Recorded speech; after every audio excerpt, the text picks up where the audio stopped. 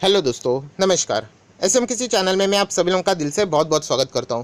सो दोस्तों, इस वीडियो में हम लोग बात करने वाले आज के दिन की, मुझे ऐसा लगता है कि one of the biggest breaking news. Yes दोस्तों, क्योंकि आप सभी लोगों को पता है हमारा स्टॉक मार्केट तो चलता है, उसी के साइड बाई अगर हम लोग बात करें, उसी के साथ साथ हमारा जो पार्लियामेंट है वो भी चल रहा है, लोकसभा चालू है। आप सब लोगों को पता है ये बिल पास हो रहा है, वो बिल पास हो रहा है। आप लोगों ने हेडलाइंस भी देखे होंगे, पढ़े होंगे।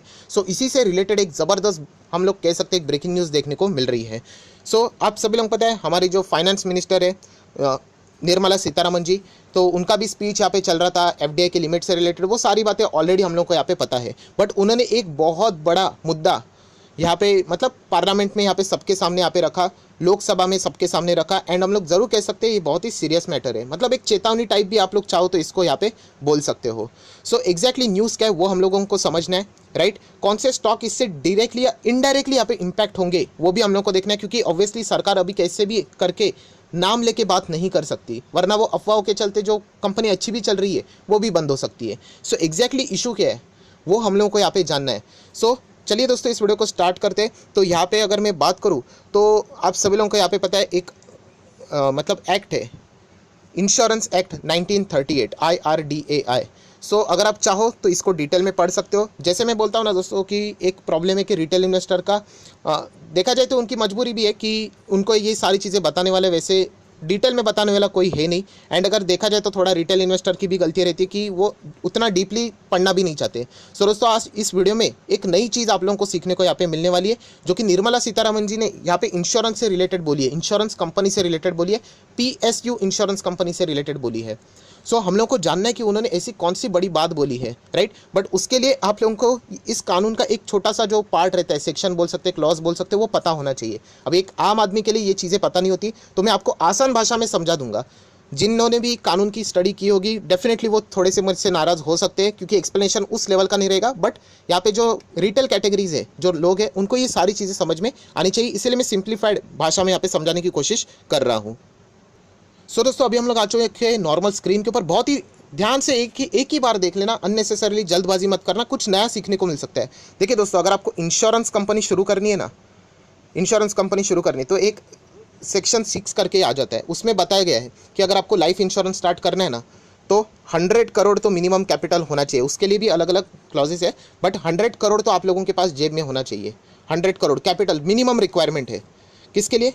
लाइफ इंश्योरेंस स्टार्ट करो, जनरल इंश्योरेंस स्टार्ट करो, या फिर हेल्थ इंश्योरेंस स्टार्ट करो। कितना चाहिए? मिनिमम 100 करोड़। मैं वापस थोड़ा सा एक बीच में रोकना चाहूँगा कि ये जो मैं बातें बोल रहा हूँ, ऑब्वियसली मैंने जब पढ़ा था वो पुराना टाइम था, शायद से अभी यहाँ पे अमेंडमेंट भी हो गई होगी, तो मुझे ज़रूर नीचे कमेंट सेक्शन में करेक्ट करना, ओके, क्योंकि फिगर्स कभी कभी चेंज हो जाते हैं।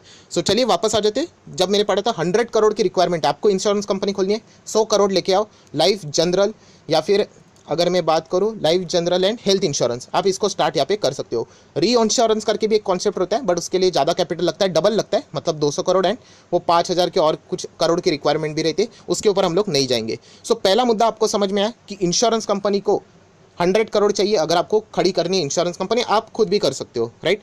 ये हो गया पॉइंट नंबर 1। और भी बहुत प्रोविजन रहते हैं, बट ऊपर ऊपर से बोल रहा हूँ। देन दोस्तों, एक वहाँ पे एक कॉन्सेप्ट है, बहुत ही इंपॉर्टेंट है, जिसको हम लोग बोलते हैं सॉल्वेंसी मार्जिन। यस दोस्तों, सॉल्वेंसी मार्जिन, ये निर्मला सीतारमन जी ने आज के दिन ही ये वर्ड यूज़ किया है। न्यूज़ चैनल में भी इसको फ्लैश करके बताया है। क्या बोला था न्यूज़ चैनल में कि यहाँ पे 3 PSU इंश्योरेंस कंपनीज ये सॉल्वेंसी मार्जिन को भी फुलफिल नहीं कर पा रही, वो उसके भी नीचे है। अभी इसका अर्थ एक रिटेल इन्वेस्टर को नहीं समझेगा, राइट, जो कि उसकी गलती नहीं है, क्योंकि उन्होंने वो कभी स्टडी नहीं किया होगा, उनको ऐसे समझाने के लिए कोई है भी नहीं, राइट। तो दोस्तों, इसी वीडियो में मैं वो बात आपको बताने वाले, इसका अर्थ बहुत बड़ा है कि 3 PSU कंपनी इंश्योरेंस सेक्टर से जुड़ी हुई, यहाँ पे गवर्नमेंट कंपनी सॉल्वेंसी मार्जिन के नीचे है। अभी आप नेक्स्ट सवाल पूछोगे कि सॉल्वेंसी मार्जिन है क्या दोस्त। सो चलिए इसके बारे में हम लोग जानेंगे, यही मेन मुद्दा है। सो दोस्तों, सॉल्वेंसी मार्जिन की अगर मैं बात करूँ तो बहुत ही सिंपल है। देखिए, असेट एंड लाइबिलिटीज़ का ये फॉर्मूला रहता है। एंड अगर मैं बात करूँ यहाँ पे 50% कैपिटल, ये एकदम नॉर्मल सा मैं यहाँ पे एक फॉर्मूला लिख रहा हूँ। अभी ये कुछ समझ में नहीं आएगा, थोड़ा सा डिफिकल्ट है, बट ध्यान से देखो, समझोगे तो आ जाएगा। सो दोस्तों, जैसे मैंने आपको बताया था ना कि 100 करोड़ आप लोगों को क्या चाहिए कंपनी शुरू करने के लिए। सो उसका 50% कितना होता है? 50 करोड़ पकड़ लेना, राइट। तो कोई भी इंश्योरेंस कंपनी दोस्तों, उसका असेट अगर आप लोग देखोगे ना, वो लाइबिलिटी से ज़्यादा होना चाहिए। क्या मैं बोल रहा हूँ, कोई भी इंश्योरेंस कंपनी उसका असेट ये लायबिलिटी से ज़्यादा होना चाहिए, ओवर द लायबिलिटी। अगर डेफिनेशन अगर आप पढ़ते हो तो आपको ये मिल जाएगा। इंश्योरेंस एक्ट मैंने दिखा ना 1938, वो अगर आप पढ़ लोगे, सॉल्वेंसी मार्जिन फाइंड पेज करके जाओगे तो आपको सेम वर्डिंग्स मिलेगी। मैं आपको आसान भाषा में समझा रहा हूँ। सो असेट आपके क्या होने चाहिए, लायबिलिटी से ज़्यादा होने चाहिए, बट वो इतने ज़्यादा होने चाहिए कि 50 करोड़ से ज़्यादा होने चाहिए, मतलब not less than 50% of initial capital requirement. थोड़ा सा डिफिकल्ट है, बट बताने का मकसद है दोस्तों कि इस रूल को क्या करना है। अगर ये समझ में भी नहीं आया कोई बात नहीं, आप लोग रिवाइंड करके देख सकते हो, बट ये ओवरऑल जो मैंने आपको चीज़ें बोली ना, ये जो रूल है ना, उसको इंश्योरेंस, कोई भी इंश्योरेंस कंपनी आपकी हो किसी की भी हो, उसको ऑल टाइम मतलब ऑल टाइम उसको कंप्लाई करना है। मतलब कभी भी उसका सॉल्वेंसी मार्जिन चेक किया जाए, राइट, उस चेक किया जाए कि उसकी कंडीशन क्या है, तो वो हमेशा वो उस फॉर्मूला को फुलफिल करते हुए देखने को मिलनी चाहिए। एंड इन द केस अगर वो फुलफिल नहीं हो रही है, सो दोस्तों उसको इंसॉल्वेंट माना जा सकता है एंड वो कंपनी बंद भी की जा सकती है। यस दोस्तों, यही सबसे बड़ा मुद्दा है कि जो भी इंश्योरेंस कंपनी सॉल्वेंसी मार्जिन के नीचे जा रही है, मतलब उस फॉर्मूला को फुलफिल नहीं कर रही है, उसके नीचे है, रिक्वायर्ड अमाउंट के नीचे है, सो डेफिनेटली वो कंपनी स्ट्रगल कर रही है, वो कभी भी इंसॉल्वेंट घोषित की जा सकती है। आइदर कोर्ट करेगा या फिर इंश्योरेंस की जो रेगुलेटरी अथॉरिटी है IRDAI, इनमें से कोई भी यहाँ पे कर सकता है। सो दोस्तों यही कहना चाहूँगा, ये कितना बड़ा मुद्दा है। जैसे मैंने कहा कि एक सिर्फ हेडलाइन थी वो, बट उसके अंदर ये बहुत बड़ा एक मैसेज है कि 3 ऐसी सरकारी इंश्योरेंस कंपनियां हैं। मैं वापस कह रहा हूँ, मैं कोई अफवाह नहीं फैल रहा हूँ, कि किसी का भी नाम सामने नहीं आया है, राइट। एंड इसीलिए तो सरकार क्या कर रही है, उसका प्राइवेटाइजेशन भी कर रही है। इनडायरेक्टली मैसेज यही है कि सरकार चाहती है कि प्राइवेटाइजेशन अगर ये कंटिन्यू रहा तो डेफिनेटली हम लोग कह सकते हैं कि वो कंपनीज की हालत खराब हो जाएगी। अभी सरकार बैक कंपनी मतलब वो बंद नहीं हो सकती, तो फिर प्रॉब्लम क्या होती है, सरकार को पैसा डालना पड़ता है। एंड इंश्योरेंस कंपनी का प्रॉब्लम ही यही है कि वो फंड खुद से जुटा नहीं पा रही है। सो ये इतना बड़ा पेच बन चुका है दोस्तों कई सालों से।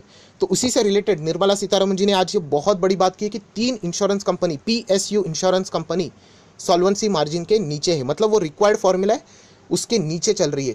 एंड लिखा हुआ है दोस्तों कानून में, मैं रिपीट इसीलिए कर रहा हूँ क्योंकि आपको समझने के लिए लिखा है कि कभी भी अगर वो नीचे गई, ऑल टाइम रहना चाहिए, तो कभी भी वो बंद किया जा सकता है। हालांकि मैं वापस कह रहा हूँ, डरने की कोई ज़रूरत नहीं आप लोगों को।